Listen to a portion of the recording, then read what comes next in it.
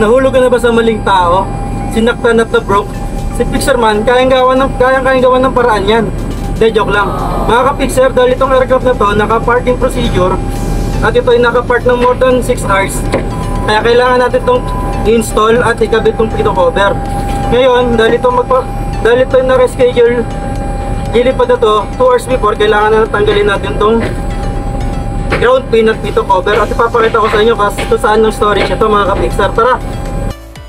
Ito nga mga ka-Pixar, ang napansin ko nga dito, pag cargo aircraft, nandito yung storage sa avionics compartment.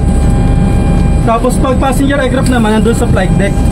So meron tayong 5 ground pin, isa sa nose, 2 sa landing gear. Yun lang mga ka-Pixar.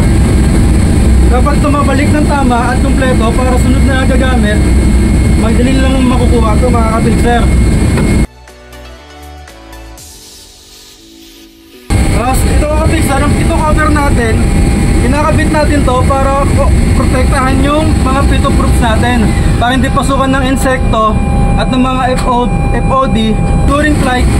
Walang maging problema ang mga ADS system natin. Wala mga ka-Pixar, thank you.